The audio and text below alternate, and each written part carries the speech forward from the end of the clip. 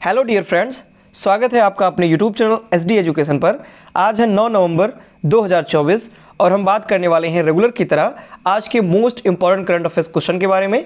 जैसा कि आप सभी लोग जानते हैं, हम अपने इस वीडियो में जो भी आगामी परीक्षा के लिए इंपॉर्टेंट करंट अफेयर्स क्वेश्चन होते हैं उन सभी क्वेश्चन को यहाँ पर कवर किया जाता है। साथ ही साथ उन क्वेश्चन से जो भी इंपॉर्टेंट फैक्ट बनते हैं, इंपॉर्टेंट पॉइंट बनते हैं, उनको फुल एक्सप्लेनेशन के साथ में समझाया जाता है। अगर आपको ये पॉइंट्स और ये जो वीडियो है पसंद आती है तो प्लीज़ वीडियो को लाइक करें, अपने दोस्तों के साथ वीडियो को अधिक से अधिक शेयर करें और हमारे चैनल को सब्सक्राइब करें।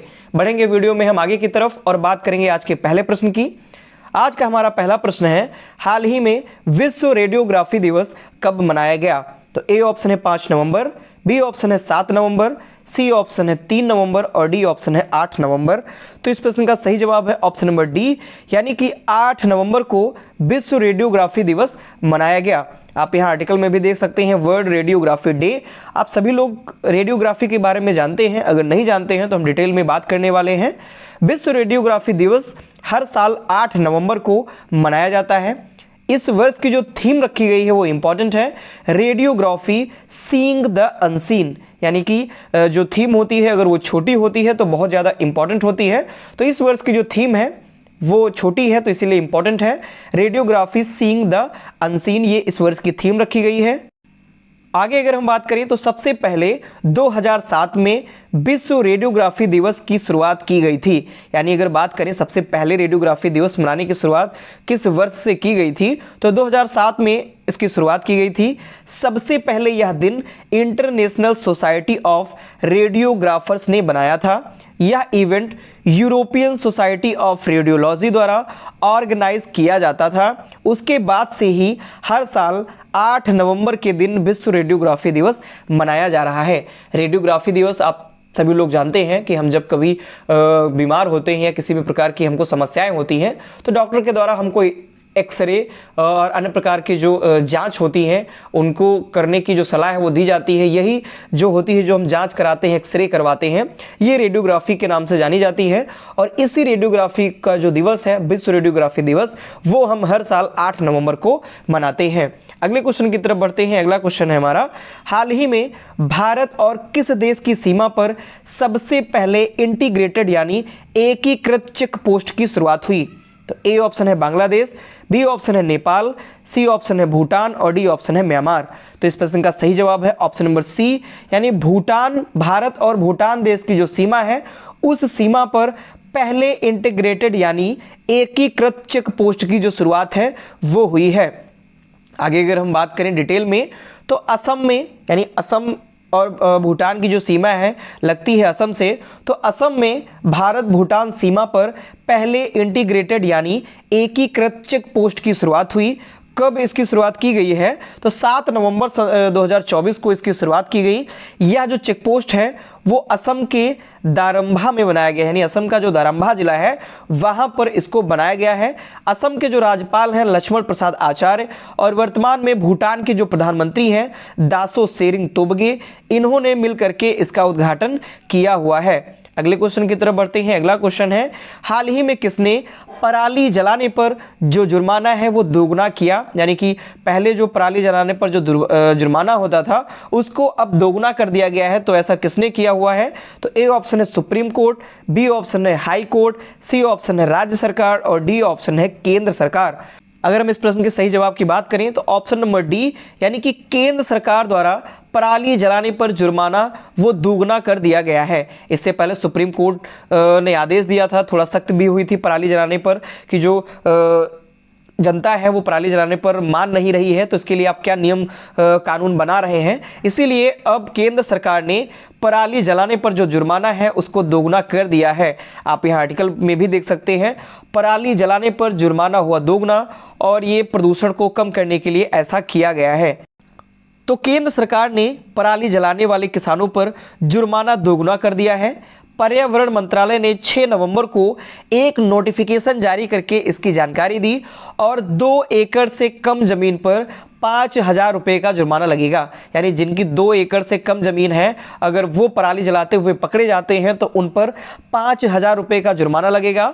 और 2 एकड़ से 5 एकड़ तक जिनकी ज़मीन है उन पर 10,000 रुपये और 5 एकड़ से ज़्यादा ज़मीन वालों पर 30,000 रुपये तक का जुर्माना लगाया जाएगा, ऐसा केंद्र सरकार ने आदेश दिया हुआ है।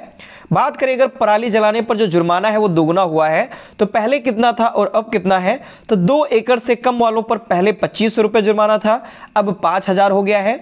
फिर 2 से 5 एकड़ तक जिनकी ज़मीन थी उन पर पहले 5,000 जुर्माना था, अब 10,000 कर दिया गया है। और 5 एकड़ से ज़्यादा जिनकी ज़मीन होगी उन पर पहले 15,000 रुपये जुर्माना था, अब ये जुर्माना बढ़ा करके 30,000 कर दिया गया है। इस प्रकार से पराली जलाने पर जो जुर्माना है वो दोगुना कर दिया गया है। अगले क्वेश्चन की तरफ बढ़ेंगे। अगला क्वेश्चन है, हाल ही में किस कंपनी ने लद्दाख के सीमावर्ती शहरों में 4G नेटवर्क शुरू किया? यानी इससे पहले जो लद्दाख के सीमावर्ती जो शहर थे वहां पर 4G की सुविधा नहीं थी, लेकिन अब किस कंपनी ने लद्दाख के जो सीमावर्ती शहर हैं वहां पर 4G जो नेटवर्क है उसको स्थापित किया हुआ है, उसकी शुरुआत की हुई है? तो ए ऑप्शन है जियो, बी ऑप्शन है एयरटेल, सी ऑप्शन है VI और डी ऑप्शन है BSNL। तो इस प्रश्न का सही जवाब है ऑप्शन नंबर बी, यानी एयरटेल, भारती मित्तल वाली कंपनी। भारती एयरटेल जो कंपनी है इसने लद्दाख के सीमावर्ती शहरों में 4G नेटवर्क शुरू कर दिया है।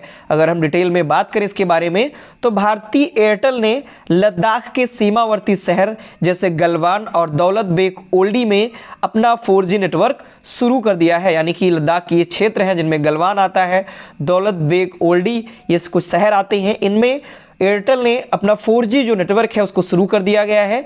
इसके साथ ही एयरटेल समुद्र तल से 16,700 फुट ऊपर सेवाएं देने वाली एकमात्र प्राइवेट टेलीकॉम सर्विस प्रोवाइडर बन गई है। यानी कि समुद्र तल से अगर बात की जाए, समुद्र तल से 16,700 फुट ऊपर तक सेवाएं देने वाली एकमात्र कंपनी अब बन गई है प्राइवेट टेलीकॉम सर्विस प्रोवाइडर, ये बन गई है भारती एयरटेल। एयरटेल की बात की जाए तो एयरटेल ने इस काम को पूरा करने के लिए लेह सिग्नलर्स के साथ मिलकर काम किया हुआ है, यानी इनके साथ इन्होंने समझौता किया हुआ है और इनके साथ मिल करके ही वहां पर ये कार्य कर रही हैं। अगर हम भारतीय एयरटेल की बात की जाए तो एयरटेल की स्थापना 7 जुलाई 1995 को हुई थी। संस्थापक इसके हैं सुनील भारती मित्तल और इसका जो मुख्यालय है वो नई दिल्ली में इसका मुख्यालय है। अगले क्वेश्चन की तरफ बढ़ेंगे। अगला क्वेश्चन है हमारा, हाल ही में कहाँ 55वें भारतीय अंतर्राष्ट्रीय फिल्म महोत्सव का आयोजन किया जाएगा? यानी कि 55वां जो भारतीय अंतर्राष्ट्रीय फिल्म महोत्सव है इसका आयोजन कहां पर किया जाना है? तो ए ऑप्शन है लद्दाख, बी ऑप्शन है गोवा, सी ऑप्शन है उत्तर प्रदेश और डी ऑप्शन है उत्तराखंड। तो इस प्रश्न का सही जवाब है ऑप्शन नंबर बी, यानी गोवा में इस बार 55वां भारतीय अंतर्राष्ट्रीय फिल्म महोत्सव आयोजित किया जाएगा। अगर हम आर्टिकल में देखें तो 15th international film festival of India ये गोवा में आयोजित होगा। डिटेल में इसके बारे में बात करें तो हाल ही में 55वें भारतीय अंतर्राष्ट्रीय फिल्म महोत्सव का जो आयोजन है वो गोवा में किया जाएगा। अंतर्राष्ट्रीय फिल्म महोत्सव के साथ साथ यहाँ पर फिल्म बाजार का 18वां जो संस्करण है उसका भी आयोजन किया जाएगा। ये लाइन भी इंपॉर्टेंट है, फिल्म बाजार का कौन सा संस्करण आयोजित होगा? तो वो 18वां संस्करण आयोजित होगा और ये कहाँ पर होगा? तो ये भी गोवा में ही आयोजित किया जाएगा। इसमें समृद्ध विविधता पेश करने वाली 208 फिल्मों का प्रदर्शन किया जाएगा और ये 20 से 28 नवंबर तक इसका आयोजन गोवा में ही होगा। अगले क्वेश्चन की तरफ बढ़ेंगे। गोवा आया है तो गोवा के बारे में हम देख लेते हैं मैप में। तो गोवा आप सभी लोग जानते हैं, यहाँ पर ये गोवा है, ये गोवा यहाँ पर है, इधर कर्नाटक से अपनी ये सीमा साझा करता है, इधर महाराष्ट्र से, और जो गोवा है ये सबसे छोटी समुद्री सीमा वाला राज्य है। और बात करें गोवा की तो इसकी जो राजधानी होती है वो होती है पणजी, इसकी राजधानी है। और यहाँ के जो मुख्यमंत्री हैं वो वर्तमान में है प्रमोद सावंत। गवर्नर यानी राज्यपाल जो है वर्तमान में वो है PS श्रीधरन पिल्लई। और इसकी जो ये राजधानी है पणजी, इसकी कैपिटल ये यहाँ पर स्थित है। बात करें तो इसके दो स्टेट है, एक है नॉर्थ गोवा और दूसरा है साउथ गोवा। अगले क्वेश्चन यहाँ पर अगले पॉइंट की अगर हम बात करें तो भगवान महावीर वन्यजीव जो अभ्यारण्य है वो यही गोवा में स्थित है तथा डॉक्टर सलीम अली पक्षी अभ्यारण्य भी गोवा में ही स्थित है। अगले क्वेश्चन की तरफ बढ़ते हैं। अगला क्वेश्चन है हमारा, हाल ही में किसे तीसरा रोहिणी नैयर पुरस्कार 2024 मिला? यानी तीसरा जो रोहिणी नैयर पुरस्कार है ये किसको दिया गया? तो ए ऑप्शन है अनिल चौहान, बी ऑप्शन है अनिल प्रधान, सी ऑप्शन है प्रिया महाजन और डी ऑप्शन है अखिल प्रताप। तो इस प्रश्न का सही जवाब है ऑप्शन नंबर बी, यानी अनिल प्रधान को इस बार का तीसरा रोहिणी नैयर पुरस्कार 2024 प्रदान किया है। डिटेल में इनके बारे में बात करें तो ये उड़ीसा के रहने वाले हैं, 28 वर्ष उम्र के सामाजिक कार्यकर्ता हैं अनिल प्रधान। इनको तीसरा रोहिणी नैयर पुरस्कार दिया गया। कब दिया गया? तो 6 नवंबर 2024 को इनको यह पुरस्कार दिया गया है।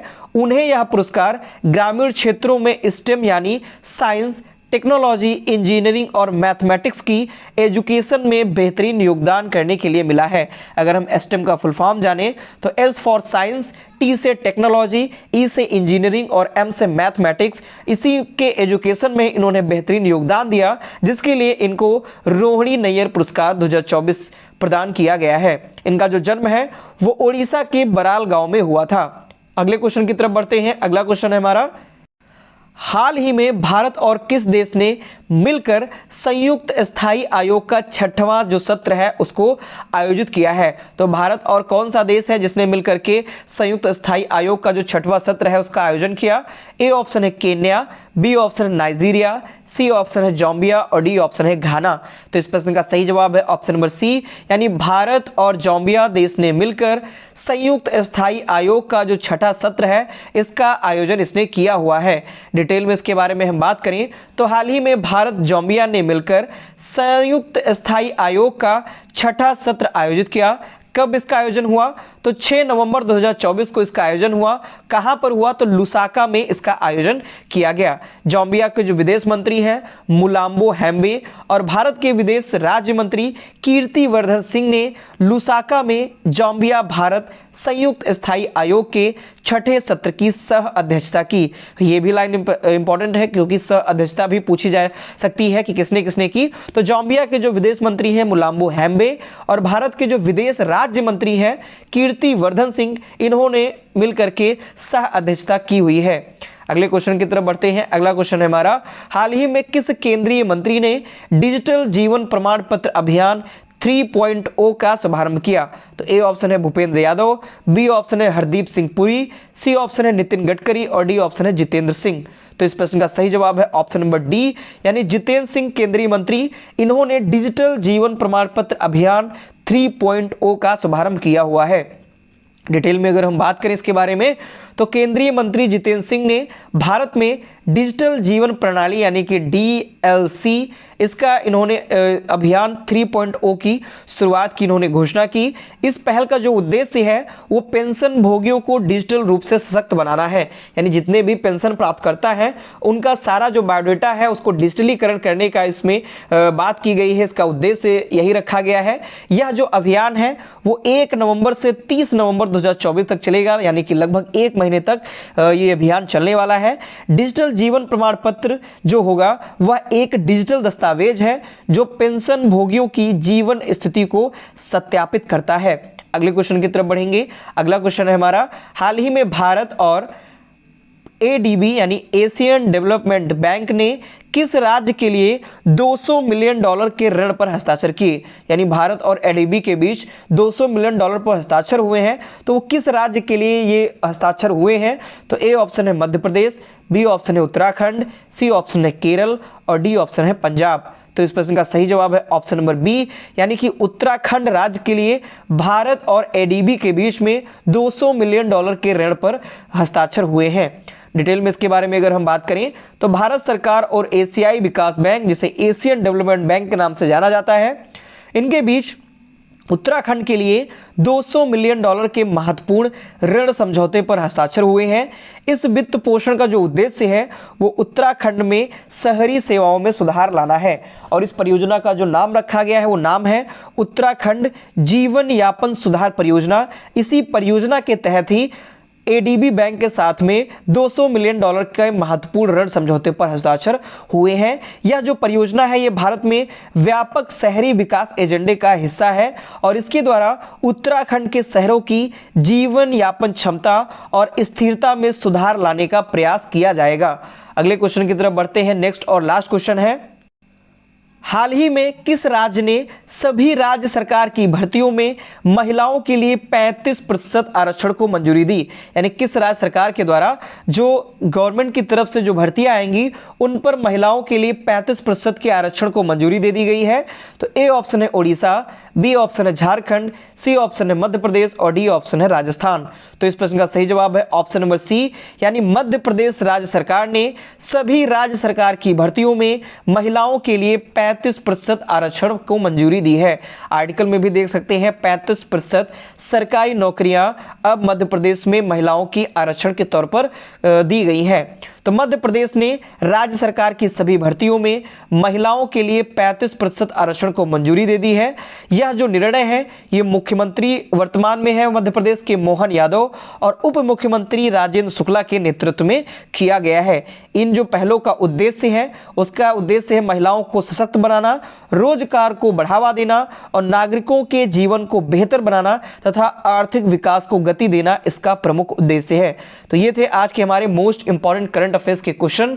आशा करता हूं आपको ये सारे क्वेश्चन पसंद आए होंगे। साथ ही साथ जो इंपॉर्टेंट फैक्ट और इंपॉर्टेंट पॉइंट बताए गए हैं, इनका एक्सप्लेनेशन किया गया है, वो भी आपको अगर पसंद आते हैं, वो भी अगर आपको समझ में आते हैं तो उसके लिए आप वीडियो को लाइक कीजिए, अपने दोस्तों के साथ वीडियो को अधिक से अधिक शेयर कीजिए और हमारे चैनल को सब्सक्राइब कीजिए। धन्यवाद।